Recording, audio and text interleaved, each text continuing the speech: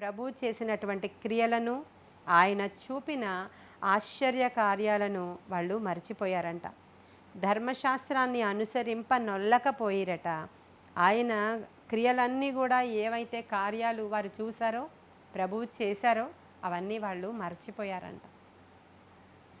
మనం కూడా ఇప్పుడు అర్ధ సంవత్సరం గతించిపోయింది.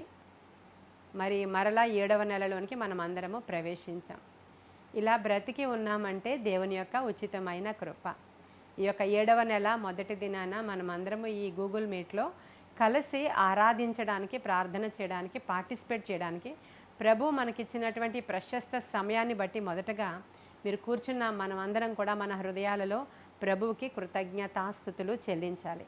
ఎందుకంటే పౌలు గారు ఏమని చెప్తున్నారంటే, ఎల్లప్పుడూ కూడా ప్రతి విషయంలో కూడా మీరు దేవునికి కృతజ్ఞతాస్తుతులు చెల్లించండి అని చెప్పారు. ప్రతి విషయంలో మంచి జరిగినా, చెడు జరిగినా, ఆలస్యం జరిగినా, జరగకపోయినా కార్యాలు ఏది జరిగినా కూడా ప్రతి విషయంలో కూడా మీరు దేవునికి కృతజ్ఞతాస్తుతులు చెల్లించండి. అయితే మనలో అనేక మంది ఏదైనా మనకి మేలు జరిగినప్పుడు చాలా చక్కగా దేవుని స్తుతించడానికి ఇష్టపడతాం. మనం మంచి జరిగినప్పుడు ఇష్టపడతాం. ఒక ఉద్యోగం వస్తే చాలా గొప్పగా మనము మన బంధువులందరికీ ఫోన్స్ చేసి మన ఉద్యోగం గురించి వివరించి, వర్ణించి అవన్నీ కూడా చెప్పి మనం అనుకున్న దానికంటే ఎక్కువగానే మనం వాళ్ళతో మాట్లాడి చాలా సంతోషిస్తాం. అదే ఉద్యోగానికి వెళ్ళారు, ఇంటర్వ్యూ ఏమైందని వాళ్ళు అడిగారు, అప్పుడు మీకు ఆ ఉద్యోగం రాలేనప్పుడు అంత ఆనందంగా మనం కృతజ్ఞతాస్తుతులు చెల్లించలేకపోతాం. ఇది మనుషుల్లో కామన్గా జరిగేటువంటి విషయం. పౌలు భక్తుడైతే ఏమంటున్నాడంటే, ఏం జరిగినా ప్రతి విషయంలో మీరు దేవునికి కృతజ్ఞతాస్తుతులు చెల్లించండి అన్నారు.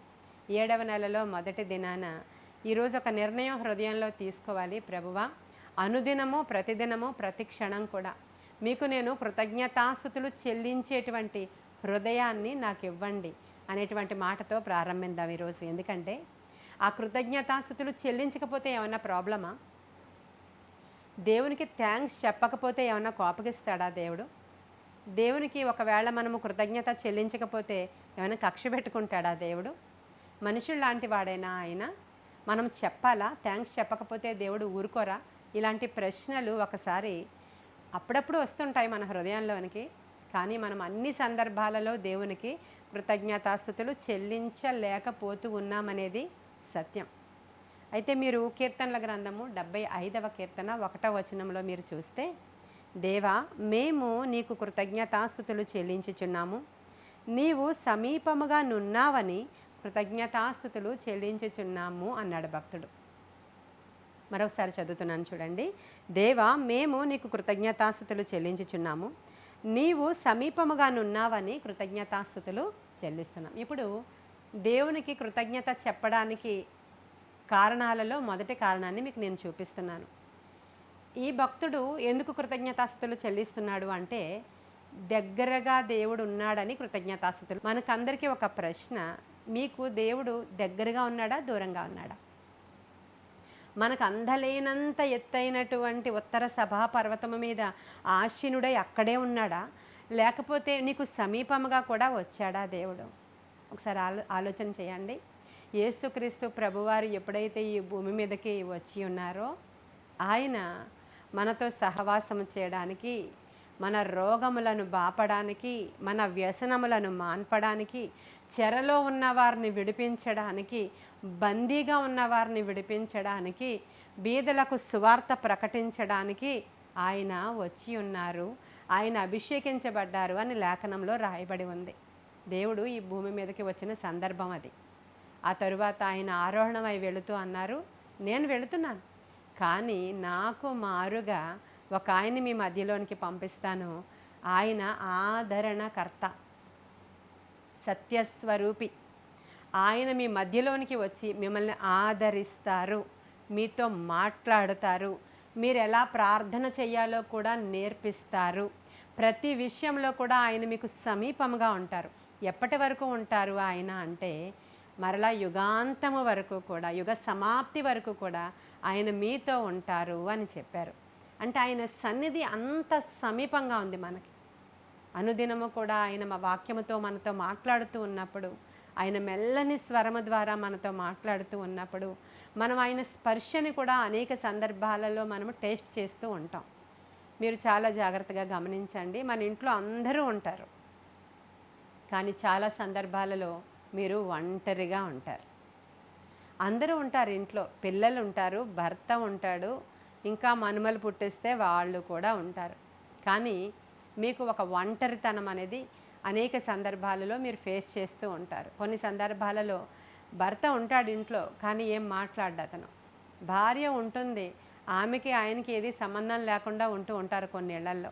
పిల్లలు ఉంటారండి, వాళ్ళు వస్తారు, ఏముండవు, ఏముంది ఈరోజు, ఏం తినాలి, ఇదా నేను తిన్ను అనుకుని వెళ్ళిపోతూ ఉంటారు. వాళ్ళ పనుల్లో వాళ్ళు ఉంటారు, వాళ్ళ చదువులో వాళ్ళు ఉంటారు, వాళ్ళ ఉద్యోగంలో వాళ్ళు ఉంటారు. తల్లికి అనేక సందర్భాలలో పనులన్నీ కంప్లీట్ అయిన తర్వాత ఒక రకమైన లోన్లీనెస్ ఉంటుంది. భర్తకు కూడా ఒక రకమైన లోన్లీనెస్ అనుభవిస్తూ ఉంటారు. చాలామంది బంధువులు ఉంటారు మనకి, కానీ అనేక సందర్భాల్లో మనము విడవబడిన వారముగాను, ఒక రకమైనటువంటి ఒంటరితనము ఫేస్ చేస్తున్న వాళ్ళంగాను, అనేక మంది బంధువులు ఉన్న, రక్త సంబంధులు ఉన్న, అక్క చెల్లెళ్ళు ఉన్న, కొన్ని విషయాల సందర్భంగా మనల్ని వాళ్ళు దూరపరిచినట్లు, లేదంటే మీరే వారికి దూరం అయిపోయినట్లు, దేవునిలోనికి వచ్చాక మరీ ఎక్కువగా వాళ్ళలో దూరం పెరిగినట్లు, ఇటువంటివన్నీ కూడా మనం ఫేస్ చేస్తూనే ఉంటాం. ఇవన్నీ కాకుండా మనకి ఈ లోకంలో వచ్చిన సమస్యల వల్ల కొంతమంది దూరం అయిపోతూ ఉంటారు. మరి ఆర్థిక ఇబ్బందుల వల్ల ఇంకొంతమంది దూరం అయిపోతారు.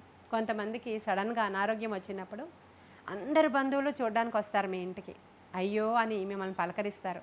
అక్క చెల్లెళ్ళు మీ దగ్గరికి వచ్చి ఏడుస్తారు. కొన్ని సందర్భాలలో చాలా మీకు ఆదరణ చూపిస్తారు.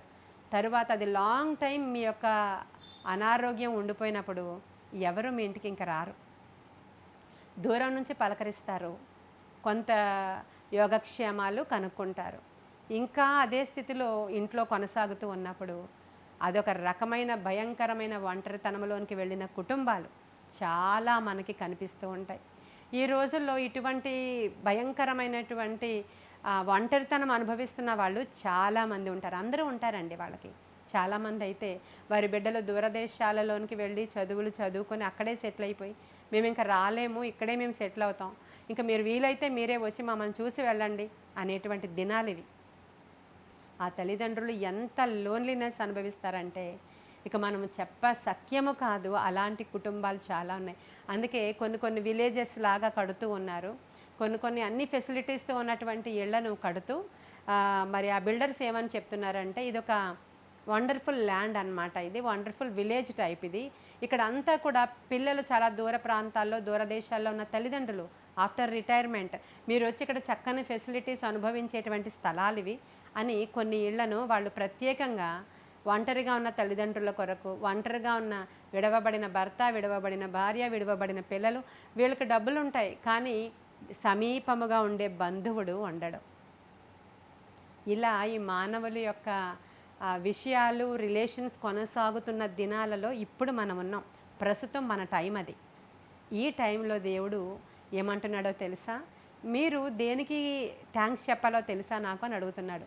మీ పిల్లలు దూరంగా ఉన్నారనే చింత, మీకు అప్పులున్నాయనే బాధ, నీ భర్త పట్టించుకోవట్లేదనే వేదన, నీ పిల్లలు అసలు మాట్లాడట్లేదనే వేదన, అసలు ఎవరు ఇంతమంది ఉన్నారు కానీ నాకు ఎవరూ లేరనే చింతలో నువ్వు ఉండే కంటే దేవుడు నీకు సమీపముగా ఉన్నాడని కృతజ్ఞతాస్తుతులు చెల్లించు. మొదటగా ఎందుకు చెల్లించాలి అంటే దేవుడు ఇంత సమీపముగా ఉన్నందుకు కృతజ్ఞతాస్తుతులు చెల్లించాలంట. కానీ అసలు ఈ మాట మనం ఎప్పుడూ జ్ఞాపకం చేసుకోలేదు. ఎప్పుడూ కూడా సమస్యలను గురించి చింతపడ్డం, బాధపడ్డం, జరిగితే స్తుతించడం, జరగకపోతే సణుక్కోవడం అనేది మనకు అలవాటు అయిపోయినటువంటి ప్రక్రియ. 7వ నెల మొదటి దినాన దేవునితో చెప్పండి, దేవా నేను కృతజ్ఞతాస్తుతులు చెల్లించడానికి ఎంత చక్కని మాట ఈరోజు నాతో మాట్లాడావు. ఎవరు నన్ను చేయి విడిచినా, ఎవరు దగ్గర ఉన్నా లేకపోయినా, ఎంతమంది ఉన్నా కూడా నీవు నాకు సమీప బంధువుడవు, నీవు నాకు సమీపముగా ఉన్నావని నేను నీకు కృతజ్ఞతాస్తుతులు చెల్లిస్తున్నానని ఈరోజు థ్యాంక్స్ చెప్పడానికి ఒక కారణాన్ని చూపిస్తున్నాను నేను మీకు. ఉదయం లేవగానే దేని విషయంలో దేవునికి కృతజ్ఞత చెల్లించాలి? ఇంకా అవి జరగలేదు, ఇంకా ఇవి జరగలేదు, ఇంకా ఇవి తీరలేదు, నా కనులు ఎదుట ఎదిగిపోయిన పిల్లలు అలాగే కనబడుతున్నారు, ఇంకా ఏ పనులు కాలేదు, ఇంకా ఇది జరగలేదు, ఇది జరగలేదు అనే సణుగుడిని పక్కన పెట్టి మొదటగా నీవు కృతజ్ఞతాస్తుతులు చెల్లించాల్సిన విషయం ఏంటంటే, దేవా నీవు నాకు సమీపముగా ఉన్నావని నేను నీకు కృతజ్ఞతాస్తుతులు చెల్లిస్తున్నాను. ఇది మనం మొదలు పెడితే ఇక మనము మిగిలిన అన్ని విషయాలలో కూడా దేవునికి కృతజ్ఞతాస్తుతులు చెల్లించడం ఎలా? ఒకవేళ చెల్లించకపోతే దేవుడు ఏమైనా అనుకుంటాడా అంటే, ఇందాక నేను 78వ కీర్తన మీకు చూపించాను, మరొకసారి తెరుద్దాం. అది 78వ కీర్తనలో వాక్యంలో ఏముందో చూద్దాం. ఏం చదివి వినిపించాను నేను మీకు? 78వ కీర్తన 11వ వచనంలో, వారు దేవుడు చేసిన ఆశ్చర్య కార్యాలను మర్చిపోయారంట, క్రియలను కూడా మర్చిపోయారట. ఐగుప్తులోని సోయను క్షేత్రమునందు వారి పితరులు చూచుచుండగా ఆయన ఆశ్చర్య కార్యాలని చేశారట మన ప్రభు. ఆయన సముద్రమును పాయలుగా చేసి వారిని అద్దరికి నడిపించారు. ఆయన నీటిని రాశిగా నిలిపారు. పగటి వేళ మేఘంలో నుండి, రాత్రి వేళ అగ్నిస్తంభంలో నుంచి దేవుడు వారితో మాట్లాడారు, త్రోవను చూపించారు. అరణ్యములో ఆయన బండను చీల్చి సముద్రమంత సమృద్ధిగా వారికి నీళ్లు త్రాగనిచ్చారు. బండలో నుంచి నీటి కాలువలు రప్పించారు. నదుల వలె నీళ్లు ప్రవహింప చేశారు. అయినను ఆయనకు వారు విరోధముగా ఇంకను పాపము చేయుచునే వచ్చిరి. దేవుడు ఈరోజు మనకి సమీపముగా ఉన్నారు గనుక అనేక సందర్భాలలో అనేకమైనటువంటి భయంకరమైనటువంటి రోగము, ఈ యొక్క తెగులు, భయంకరమైనటువంటి పరిస్థితులు వచ్చినా కూడా ఇంకా మనం బ్రతికున్నాం.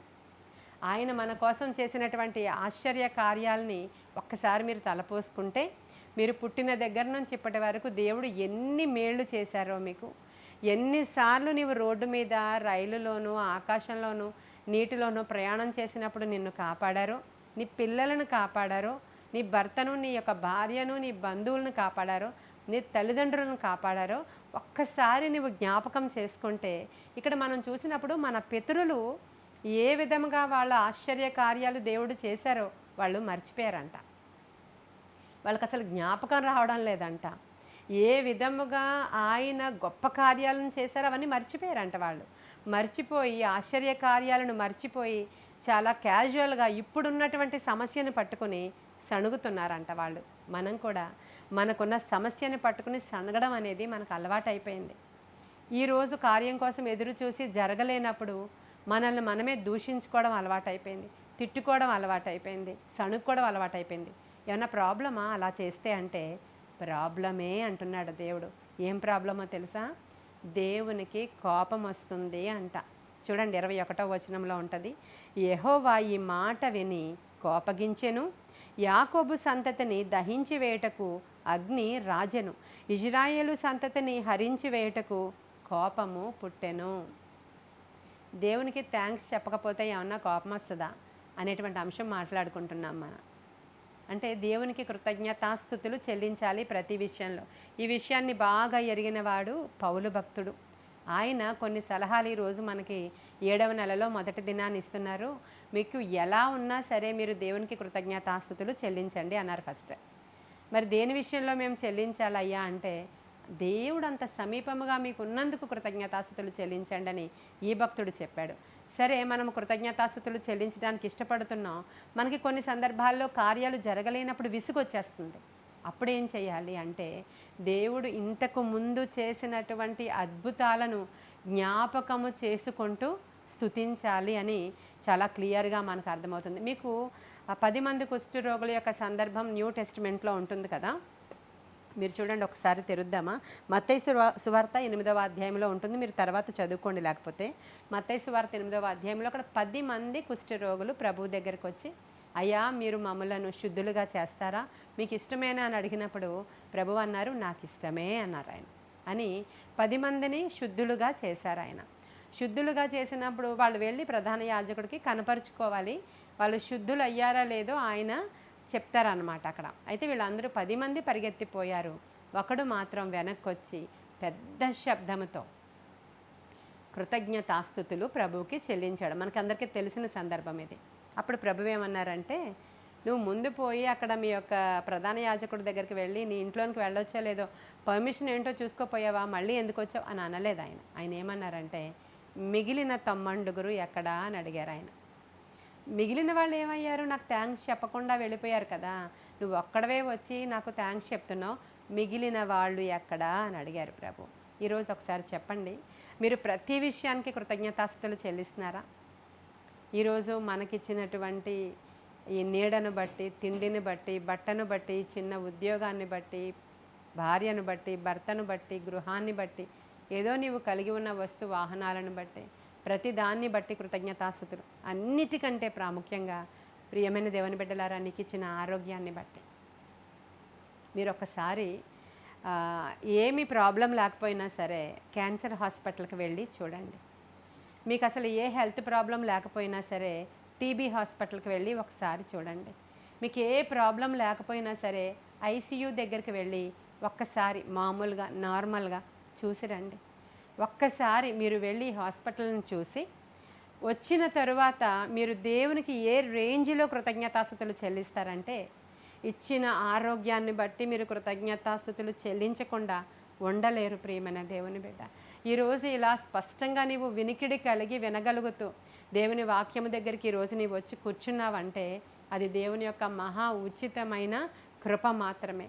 మీలో చాలామంది ఇలా అనుకుంటారు, ఏముందిలేండి బ్రతికి మేము ఏమి వెలగబెడుతున్నాము అని. అలాంటి పేషెంట్స్ దగ్గరికి వెళ్ళి మీరు చూసి వచ్చినప్పుడు, అలాంటి సమస్యలు గల వారి దగ్గరికి వెళ్ళి మీరు చూసి వచ్చినప్పుడు దేవుడు ఎంత కృప చూపించి ఈరోజు నీ కళ్ళు, కాళ్ళు, చేతులు, మరి నీ యొక్క అవయవాలన్నీ సవ్యంగా పనిచేస్తున్నాయో ఒకసారి ఆలోచన మీరు చేసుకోవచ్చు. చాలామందికి ఆ యొక్క కీళ్ళ సమస్యతో వేళ్ళు పనిచేయడం లేదు, బోన్స్ ఏమీ పనిచేయడం లేదు. చాలామందికి నరాలు పనిచేయడం లేదు. చాలామందికి అల్జీమర్ వంటి వ్యాధులు వచ్చి చిన్నతనంలోనే ఆ జ్ఞాపక శక్తి అంతా వాళ్ళు కోల్పోతున్నారు. చాలామంది లెప్రసీ వాళ్ళ దగ్గరికి వెళ్ళి ఒకసారి చూసిరండి. వాళ్ళ చేతులను చూడండి, వాళ్ళ కాళ్ళను చూడండి. వాళ్ళకి కనుబొమ్మల క్రింద వరకు వచ్చినప్పుడు ఈ ఐ లిడ్ కూడా వాళ్ళకి మూత పడకుండా ఇలా ఉండిపోతుందంట. ప్రియమైన దేవుని బిడ్డలారా, ఒకసారి ఆలోచన చెయ్యండి. మన అవయవాలన్నీ సవ్యంగానే ఉన్నాయి కదా. ఒకవేళ చిన్న పెద్ద అనారోగ్యాలు, దీర్ఘకాలిక రోగాలైన షుగర్, బీపీ, థైరాయిడ్ లాంటివి ఉంటే ఉండొచ్చేమో, కానీ మీరు ఒక్కసారి జ్ఞాపకం చేసుకోవాలి, మనము ఏ విధముగా దేవుని యొక్క కాపుదలలో ఉన్నామో దానిని బట్టి ఈరోజు మీరు కృతజ్ఞతాస్తుతులు చెల్లించాలని ప్రభు చెప్తున్నారు. మొదటగా ఆయన సమీపముగా ఉన్నందుకు చెల్లించండి. రెండవదిగా సంపూర్ణ ఆరోగ్యవంతులుగా మనం ఉన్నందుకు చెల్లించండి. మనము స్తుతిస్తూ ఉండగానే ఉన్నటువంటి రోగాలు కూడా శరీరంలో నుంచి బయటికి పారిపోతాయి. కృతజ్ఞతాస్తుతులు చెల్లించడం ద్వారా ఎంతోమంది ఆరోగ్యాన్ని పొందుకున్నారండి. కృతజ్ఞతాస్తుతులు చెల్లించడం ద్వారా మీరు పౌలు శీలాలను చూస్తారు కదా, వాళ్ళప్పుడు బాధతో ఉన్నారు, ఆ శరీరంలో రక్తం కారుతూ ఉంది, వాళ్ళ శరీరం మీద సరైన బట్టలు లేవు, వాళ్ళు చాలా బాధలో ఉన్నారు. దేవుడు చెప్పిన పని చేసే కష్టం తెచ్చుకున్నారు. వాళ్ళు దేవుడు చెప్పిన పని చేసి కష్టం తెచ్చుకున్నారు. పాయింట్ నోట్ చేసుకోవాలి. దేవుడు చెప్పిన సంబంధమే చేసుకున్నావు నువ్వు, అయినా నీకు కష్టాలు వచ్చాయి. నువ్వెంత సణుక్కుంటావంటే తల్లిదండ్రుల మాట వినే నీవు ఆ యొక్క కుటుంబ వ్యవస్థలోనికి ప్రవేశించావు. నీకు సమస్యలు తీరడం లేదు, భయంకరంగా దుష్టుడుగా ఉన్నటువంటి భర్త వచ్చాడు, భార్య వచ్చింది, పిల్లలు వచ్చారు. నువ్వెంత సణుక్కుంటావంటే దేవుడు చెప్పినట్టే చేసావు నువ్వు, అయినప్పటికీ నువ్వు సణుక్కుంటావు. ఎందుకంటే నేను ఆయన చెప్పిన మాట విన్నాను కదా, నా దారి నేను చూసుకుని ఉంటే చాలా బాగుండు, ఈ దేవుళ్ళలోనికి రాకుండా నేను అటే వెళ్ళిపోయి ఉంటే చాలా బాగుండు అని నువ్వు తిట్టుకుంటూ ఉంటావు కదా. కాబట్టి ఈరోజు ఒకసారి జ్ఞాపకం చేసుకోండి, పౌలు శీలలు దేవుడు చెప్పిన పని చేయడానికి వెళ్ళారు. అప్పుడు అది చేసినప్పుడు వాళ్ళకి ఆ శ్రమ వచ్చింది. అప్పుడు వాళ్ళు ఏం చేశారంటే సణుగుడుకు ప్రతిగా స్తుతి చెల్లించడం మొదలుపెట్టారు. ఇది మన అందరికీ తెలిసిన దృష్టాంతమే. అయినప్పటికీ కూడా దాంట్లో ఉన్నటువంటి లోతులోనికి వెళితే ఇప్పుడు నేను చెప్పిన మాటల్లాగా మాట్లాడుకోవాలి మనం. నిజమే, దేవుడు చెప్పినట్లే వెళుతున్నాం, ప్రతి వారం చర్చ్కి వెళతాం, ప్రతి వారం కూడా దేవునికి నమ్మకంగా ఉండడానికి ట్రై చేస్తాం, పడిపోయినా మళ్ళీ లేస్తూ ఉంటాం. అయినప్పటికీ కూడా ఇంకా మనం కార్యాలు చూడలేక దేవునికి ఎందుకు దూరం అయిపోతున్నామంటే కృతజ్ఞతాస్తుతులు చెల్లించుట మనకి రావట్లా. ఆ 99 మందిలాగా ప్రవర్తిస్తూ ఉంటాం. దేవుని దగ్గర నుంచి మేళ్ళు పొందుకొని ఆ 9 మంది ఏమనుకున్నారంటే చేసేశారు కదా ఈయన హీలింగ్ అయిపోయింది అక్కడికని వెళ్ళిపోయారు వాళ్ళు. ఈరోజు మనం కూడా ప్రభు మనకి ఎన్నో మేళ్ళు చేశారు కదా, నీవు స్తుతించడానికి ఇవన్నీ కారణాలని నీవు జ్ఞాపకం చేసుకొని ఉదయం నుంచి నీవు స్తుతిస్తూ ఉన్నప్పుడు అద్భుతమైన విడుదల ఈ 7వ నెలలో నీవు పొందుకుంటావని ఈ యొక్క ప్రవచనాత్మకమైన వాక్యము ద్వారా దేవుడు ఈరోజు మనతో మాట్లాడుతూ ఉన్నారు. ఇది కొదువగా ఉంది మనకి. కాబట్టి వీళ్ళందరూ ఇంకా ఏం చేశారంట, వీళ్ళందరూ కూడా దేవునికి కోపం పుట్టించారు కదా. కోపం పుట్టించినప్పుడు దేవునికి చాలా కోపం వచ్చి వాళ్ళందరినీ అగ్ని రాజేయాలని, వాళ్ళని హరించి వేయాలని ప్రభు అనుకున్నారు. వారు దేవుని యందు విశ్వాసం ఉంచలేకపోయారంట. ఆయన దయచేసిన రక్షణ యందు నమ్మిక ఉంచలేదు. మీరు పొందుకున్న రక్షణ ఎంత గొప్పదో తెలుసా మీకు? నీవు పొందుకున్న రక్షణను బట్టి నీకు నమ్మిక ఉందా లేదా ఒకసారి ఆలోచన చేసుకోండి. అసలు రక్షణ అంటే తెలుసా మీకు? దేని నుంచి మనం రక్షించబడ్డామో తెలుసా? అంధకార సంబంధమైన ఈ రాజ్యములో నుంచి మనము మరలా నరకాగ్నిలోనికి పోకుండా దేవుడిచ్చిన రక్షణను బట్టి వారు విశ్వాసం ఉంచలేకపోయారంట. ఈరోజు దేవుడిచ్చిన రక్షణ చాలా గొప్పది. ఆయన ఇచ్చిన రక్షణను బట్టి మీరు కృతజ్ఞతాస్తుతులు చెల్లించండి. ఎవరు ఎప్పుడు ఎలా ప్రార్థన చేయబట్టో ఈరోజు మనం అందరము రక్షించబడ్డాం. లేదంటే మన తల్లిదండ్రులు రక్షించబడి ఉన్నారు కాబట్టి ఈరోజు రక్షించబడ్డాం. రక్షణ ఉచితమే, కానీ ఆ రక్షణను బట్టి మీరు కృతజ్ఞతాస్తుతులు దేవునికి చెల్లించినప్పుడు ఆయన ఇంకా ఎక్కువ కార్యాలు చేయడానికి ఆయన ఇష్టపడతారు. దావీదును దేవుడు అంతగా ఇష్టపడడానికి కారణం ఆయన దేవునికి అధికముగా కృతజ్ఞతాస్తుతులు చెల్లించడమే. కాబట్టి నా ప్రాణమా, నా అంతరంగమునున్న సమస్తమా, ఆయన చేసిన మేళ్ళు ఉపకారాలను బట్టి నీకు నేను కృతజ్ఞతాస్తుతులు చెల్లిస్తున్నానని కీర్తనకారుడైన దావీదు దేవుణ్ణి ఎంతగానో కొనియాడతాడు కదా. 116వ కీర్తన 13వ వచనంలో ఏముంటుందంటే, యెహోవా నాకు చేసిన ఉపకారములన్నిటికీ నేను ఆయనకు ఏమి చెల్లింతును? రక్షణ పాత్రను చేతపుచ్చుకొని యెహోవా నామమున ప్రార్థన చేసేదను. ఇప్పుడు ఈ 7th మంత్లో మీరందరూ నాతో జాయిన్ అయ్యేది ఎందుకు అంటే, రక్షణ పాత్రను చేతపుచ్చుకొని దేవునికి కృతజ్ఞతాస్తుతులు మనం చెల్లించుకుంటూ ఇతరుల కొరకు ప్రార్థన చేయడానికి మనం జాయిన్ అవుతున్నాం. మన పర్సనల్గా మీకు ఎన్నో సమస్యలు ఉండొచ్చు, మీరు ఒక్కసారి రిక్వెస్ట్ చెప్పి వదిలేయండి. మేము ఇక్కడ ప్రార్థనలు చేస్తూ ఉన్నప్పుడు మా ప్రార్థనలలో ఆ రిక్వెస్ట్లన్నీ వస్తున్నాయని మీరు నమ్మండి.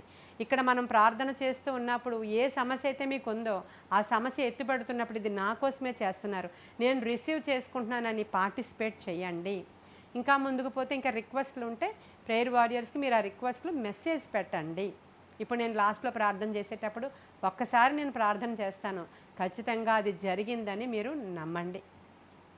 ఇలా ఎందరో అనేక మంది స్వస్థతలు పొందుకున్నారు సరే, విడుదలలు పొందుకున్నారు సరే, కానీ దేవునికి కృతజ్ఞత చెల్లించరు వారు. ఇక్కడ అదే చేశారు వీళ్ళు. ప్రభా, రోజు నాకు ఆ విడుదల ఇచ్చావు కదా, అందుకని నీకు కృతజ్ఞతాస్తుతులు నాయన, నీకు వందనాలు, నేను ఎప్పటికీ నీకు రుణస్థుడనై ఉన్నాను అనే మాట మాట్లాడుకోండి. ఇది అయిపోయిన వెంటనే మీ పెళ్ళి అయిపోయింది, తర్వాత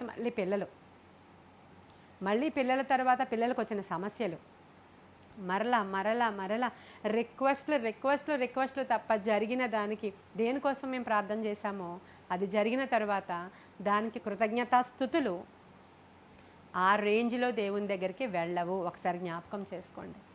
ఎంత థ్యాంక్స్ చెప్పారు దేవుడికి మీరు జ్ఞాపకం చేసుకోండి. మనకేదో చాలా మేలు జరిగిన తర్వాత ఒకసారి ప్రభా థ్యాంక్ యూ జీసస్ అంటాము. ఆ తరువాత మనము బంధువులతో, చుట్టాలతో, ఫ్రెండ్స్తో ఎన్నిసార్లు మనం మాట్లాడుకుంటామో అంతసేపు కూడా దేవునికి ఏ మాత్రము సమయాన్ని ఇవ్వము మనం. కాబట్టి వీళ్ళు ఇలా మర్చిపోయారట. ఏమన్నా జరిగిందా అంటే దేవునికి కోపం వచ్చిందంట. తర్వాత 31వ వచనం చూడండి. ఇంకా మిగతాదంతా మనకు తెలిసిందే కాబట్టి స్కిప్ చేస్తున్నాను. దేవుని కోపము వారి మీదకి దిగెను, వారిలో బలిసిన వారిని ఆయన సంహరించెను, ఇజ్రాయేలులో యవనస్తులను కూల్చెను. ఇంత జరిగినను వారు ఇంకను పాపము చేయుచు ఆయన ఆశ్చర్య కార్యాలను బట్టి ఆయనను నమ్ముకొనకపోయిరి. ఈ చాప్టర్ అంతా మీకు ఎందుకు చెప్తున్నానంటే, నేను కేవలం థ్యాంక్స్ చెప్పకపోవడం వల్ల ఏం జరిగిందో చూపిస్తున్నాను మీకు. నేను దేవుడికి థ్యాంక్స్ చెప్పాలా? చెప్పకపోతే ఆయన కూడా మనుషుల్లా అంటే ఆయన కూడా కోపం వస్తుందా? ఆయన కూడా థ్యాంక్స్ చెప్పకపోవడం వల్ల మళ్ళీ చేయడా ఆయన? అంటే మనలాంటోడేనా దేవుడు అనేటువంటి వితండవాదులు చాలామంది ఉంటారు. ఇది బైబిల్లో, ధర్మశాస్త్రంలో, దేవుని యొక్క జీవగ్రంథంలో కొన్ని చట్టాలు ఉంటాయి.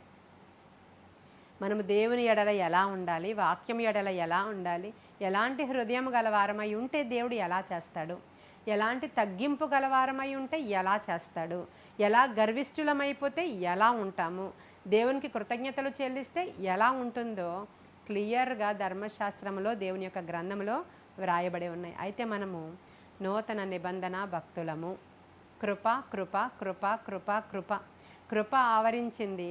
మీరు ఇంకా మిమ్మల్ని గట్టిగా గద్దించే సేవకుల దగ్గరికి వెళ్ళాల్సిన అవసరం లేదు. మీ పాపాలను ఎత్తి చూపించే సేవకుల దగ్గరికి వెళ్ళాల్సిన అవసరం లేదు. మీ లోపాలను ఇలా వేలు పెట్టి చూపించే సేవకుల దగ్గరికి వెళ్ళాల్సిన అవసరం లేదు. మీరు తేలియాడుతూ ఉండొచ్చు, కృపలో ప్రయాణం చేస్తూ ఉండొచ్చు, దేవునిలో ఆనందిస్తూ ఉండొచ్చు. అధికారం అంతా మీరు దేవుని దగ్గర నుంచి తీసుకొని అధికారులుగా ఉండొచ్చు అనే బోధలు కూడా ఒక ప్రక్క నుంచి ఉన్నాయి. అవన్నీ ఒక ఎత్తైతే మనం ఆ రీతిలో మాట్లాడొద్దు. కానీ ఎలా మాట్లాడుకుందామంటే, ఇంత మేము చేసినా కూడా ఆయన కృపగల దేవుడు గనుక మమ్ములను ఆయన క్షమిస్తాడు, ఆయన కోపము నిమిషం మాత్రమే ఉంటుంది అని జ్ఞాపకం చేసుకుందాం మనం. ఆయన చాలా జాలిగల దేవుడు. ఆ మాటలు కూడా ఇక్కడే ఉంటాయి, మీరు చూడండి. మీకు నేను చూపిస్తాను. ఈ యొక్క వచనాలలో 21వ వచనం చదివేశాం కదా, 37 దగ్గరికి వచ్చేసేయండి. 37వ వచనం దగ్గరికి రండి. నోటి మాటలతో ఆయనను వాళ్ళు ముఖస్తుతి చేశారు. పైన వచనంలో ఆయన నిబంధనను వారు నమ్మకముగా గై కొనలేదు. నోటి మాటలతో వారు ఆయనను ముఖస్తుతి చేశారు. తమ నాలుకలతో ఆయన యొద్ద ఏం చేశారంటండి? బొంకేరంట. దేవుని దగ్గర మనం బొంకేము. ఒకసారి చూడండి, చాలామంది మనలో తప్పు చేసి కూడా చేయలేదని బొంకుతూ ఉంటాం. ఏం చేయాలో అవన్నీ చేసేసి నేను ఎప్పుడు అలా చేయలేదని బొంకుతూ ఉంటాం. ఇలా వాళ్ళు బొంకారంట. అయితే ఆయన వాత్సల్యపూర్ణుడై వారిని నశింప చేయక వారి దోషము పరిహరించువాడు. ఆయన ఉగ్రతను ఏమాత్రమును రేపుకొనక పలుమారులు కోపాన్ని అణుచుకున్నాడంట దేవుడు. ఒకసారి ఈ వచనాలను మీరు చూస్తుంటే దేవుడు ఎట్టివాడో మనకి క్లియర్గా అర్థమవుతుంది. ఆయన కోపాన్నట ఆయన అణుచుకున్నాడంట. కాగా వారు కేవలము శరీరులై ఉన్నారనియు విసరి వెళ్ళి మరలి రాని గాలివలే ఉన్నారని ఆయన జ్ఞాపకము చేసుకొనెను. ఇప్పుడు మీకు అర్థమైందా మనం ఎంత అల్పమైన వాళ్ళమో? మన సణుగుడు, మన కోపము, మన విచ్చలవిడితనము, మన నిర్లక్ష్యము, మన బుద్ధిహీనత, మన యొక్క ప్రార్థనలేమి, మనము దేవునితో ఆడుతున్న ఆటలు, ఇవన్నీ కూడా జ్ఞాపకం చేసుకుంటున్నాడు దేవుడు. అవన్నీ ఆయనకి తెలుసు. కానీ ఆయనకు ఒకటి తెలుసు. అదేంటో తెలుసా? విసరి వెళ్ళి మరలా రాని గాలి వలె ఉన్న ఈ అల్పమైన వాడు, నేను ఉఫ్ఫను ఊదితే ఎగిరిపోతాడు, వీడి మీద నా కోపం ఏంటి అని చెప్పి మరలా ఆయన కొంచెం ఆగుతున్నాడంట. ఈరోజు నీ స్థితి అది. నువ్వు ఎవరివి అంటే, విసరు వెళ్ళి మరలా తిరిగి రాని గాలి వంటి అల్పమైన వాడవైన నీవు నేను కూడా దేవుని మీద కోపమా, దేవునితో ఆటలా, దేవునితో నిర్లక్ష్యమా, ప్రార్థన లేమియా? ఎందుకు మనము దేవునికి కృతజ్ఞతలు చెల్లించలేకపోతున్నామో ఈరోజు మీరు ఆలోచన చేసుకోండి. నన్ను వదిలితే సాయంత్రం వరకు మీకు చెప్తాను. మనకి సమయం తక్కువగా ఉంది కనుక ఇప్పటి వరకు మనం మాట్లాడిన మాటలన్నిటినీ బట్టి జూలై నెల మొదటి దినము 7వ నెల మొదటి దినాన ఈరోజు మీరు ఏం నిర్ణయం తీసుకోబోతున్నారంటే, ఇప్పటి వరకు నా జీవితంలో దేవుడు చేసిన మేళ్ళు ఉపకారాలను తలపోసుకోవడం మొదలుపెట్టండి ఈ రోజు నుంచి. దానిని బట్టి దేవునికి కృతజ్ఞతాస్తుతులు హార్ట్ఫుల్గా వారట ముఖస్థుతి చేస్తారంట. అంటే ముఖం మీద నువ్వెంత గొప్పవాడవయ్యా, అంత గొప్పవాడవయ్యా. ఇప్పుడు పాటలు పాడారు కదా మన పిల్లలు. ఆ పాటల్లో నిన్ను మాత్రమే నేను నమ్మానయ్యా, నువ్వు లేకపోతే నేను లేనయ్యా, అసలు నీవే నాకు సమస్తమయ్యా. ఇది ముఖస్థుతి. నిజమేనా? నిజంగా దేవుడే నీకు సమస్తమా? నిజంగా దేవుడిని ఎప్పుడైనా సణుక్కోకుండా ఉన్నావా? నిజంగా ఆయన తప్ప ఇంకేది చూడకుండా ఉన్నావా? నీవు ఆయనతో అలాంటి అటాచ్మెంట్ ఉన్నామా అంటే పాడతాము, కానీ దానిని అనుసరిస్తున్నామా లేదా? ఈరోజు ఒకసారి జ్ఞాపకం చేసుకుందాం మనం. దేవుడు వాత్సల్యపూర్ణుడు. అందుకే ఆయన కోపము రగిలినను మనం ఎంత అల్పమైన వాళ్ళమని జ్ఞాపకం చేసుకొని ఇంకా ఇంకా అవకాశం ఇస్తూ ఆయన ఆత్మను మన మధ్యలో ఉంచి ఆయన మనకు ఎలాగునో యుక్తముగా ప్రార్థన చేయాలో నేర్పిస్తూ, ప్రభువుని ఎలా కొనియాడాలో నేర్పిస్తూ, ఎన్నిసార్లు పడిపోయినా తిరిగి మరలా లేవనెత్తుతూ ఉన్నారు ఆయన. వీటన్నిటిని ప్రక్కన పెడితే మొదటగా ప్రతి విషయానికి కృతజ్ఞతాస్తుతులు మనము చెల్లించడానికి ఇష్టపడదాం. ఈరోజు కృతజ్ఞతాస్తుతులు చెల్లిస్తూ దేవుణ్ణి ఆరాధించడానికి ఈరోజు ఒక నిర్ణయం తీసుకుందాం. మనం ఏం చేస్తామంటే, ఈ యొక్క 7వ నెలలో ప్రార్థనల్లో ఎక్కువగా స్తుతియాగం చెల్లిద్దాం దేవునికి. తరువాత ప్రతిదినము చెప్పబడుతున్న వాక్యాల మీద దృష్టి పెడదాం. మీకు ఎన్ని సమస్యలు ఉన్నా కూడా ప్రతి సమస్య నుంచి విడిపించడానికి సామర్థ్యము గలవాడు ప్రభు అని చెప్పి, జరిగిపోయినటువంటి సందర్భంలో ప్రభువు ఎన్ని మేలు చేశాడో ఈరోజు మీరు రాసుకోవడానికి ట్రై చేయండి. వీలైతే వాటిని పట్టుకుని స్తుతించడానికి ప్రయత్నించండి. అప్పుడు మీకు ఏ సమస్యలు ఉన్నాయో అవన్నీ పటాపంచలై పారిపోతాయని మనకి పౌలు శీలల సందర్భంలో తెలుస్తుంది. షడ్రక్, మేషక్, అబేద్నగో ఇంకా అనేక మంది భక్తులు నీవేం చేసినా సరే, నీవు చంపినా సరే, నీవే నా దేవుడవు, నువ్వెన్నో కార్యాలు నా జీవితంలో చేసావయ్యా, మేలు చేసినా నీవే నా దేవుడవు, కీడు చేసినా నీవే నా దేవుడవు, ఏమీ దేవుని దగ్గర నుంచి మేలు మాత్రమే అనుభవించతగునా, కీడు అనుభవించతగదా అని యోబు మాట్లాడిన మాటలు ఇవన్నీ ఒకసారి జ్ఞాపకం చేసుకుంటే ఈరోజు ఎంత మనం పాడై ఉన్నామో 78వ కీర్తనలో వారు చేసిన తప్పులు మనము చేశామేమో జ్ఞాపకం చేసుకొని ప్రతి విషయానికి మనం కృతజ్ఞతాస్తుతులు చెల్లించడానికి ఇష్టపడదాం. 57వ కీర్తన 10వ వచనంలో, ప్రభువా జనములలో నీకు కృతజ్ఞతాస్తుతులు నేను చెల్లించెదను, ప్రజలలో నిన్ను కీర్తించెదను. మనము అంటే అందరిలో కూడా దేవునికి కృతజ్ఞతాస్తుతులు చెల్లించవలసిన వారమై ఉన్నాం. ఏం దేవుడు ఏం చేశాడులే, ఏదోలేండి అలా బ్రతికేస్తున్నాం అనే మాటలు ఈ రోజు నుంచి ప్రక్కకి తోసివేసి, ప్రభువు సమస్తము చేటుకు సామర్థ్యము గలవాడు, ఇప్పటి వరకు ఆయన ఎన్నో మేళ్ళు చేశాడు, ఇక మీదట ఆయన చేస్తాడు అనేటువంటి నిరీక్షణతో నీ హృదయము, నీ పెదవులు, నీ నోరు నింపబడులాగున ఈరోజు ఒక నిర్ణయాన్ని తీసుకుందామండి. కాబట్టి ఆయన చేసిన ఉపకారాల్లో దేన్ని మనం మర్చిపోవద్దని దేవుడు చెప్తున్నాడు. నా ప్రాణమా దేవుణ్ణి సన్నుతించము అని ఆయన చేసిన ఉపకారాల్లో దేన్ని మరువద్దని కీర్తనాకారుడు చెప్పినట్లు. జార్జ్ ముల్లర్ అనే ఆయన ఏమన్నాడంటే, ప్రతిరోజు నేను శ్రద్ధ వహించిన మొట్టమొదటి మరియు అత్యంత ప్రధానమైన పని ఏంటంటే నా ఆత్మను ప్రభువునందు సంతోషంగా ఉంచుకోవడమే అన్నాడు ఆయన. ప్రతిదినము నేను శ్రద్ధ వహించాల్సినటువంటి అతి ప్రాముఖ్యమైనటువంటి విషయం ఏంటంటే నా ఆత్మను నేను ప్రభువు యందు సంతోషంగా ఉంచడం అన్నాడు. అదే ఇది అంటే అనుదినము కూడా మీరు కృతజ్ఞతాస్తుతులు చెల్లించండి అని పౌలు చెప్పిన మాటనే జార్జ్ ముల్లర్ గారు అలా అన్నారు. కాబట్టి ఈరోజు మనం కూడా ప్రభువా ఈ రోజు నుంచి నేను వారిలాగా సణిగి సంహారకుల చేత బలవంతులైన వారిని చంపేశాడంట దేవుడు అక్కడ.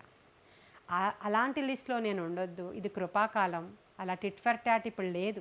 అయినప్పటికీ కూడా నా దేవుణ్ణి స్తుతించడానికి ఇష్టపడుతూ ఉన్నాను, కృతజ్ఞతాస్తుతులు చెల్లించడానికి ఇష్టపడుతున్నాను. ఈ 7వ నెల నేను కేవలం స్తుతులతో ఒక విడుదల పొందుకోబోతూ ఉన్నాను.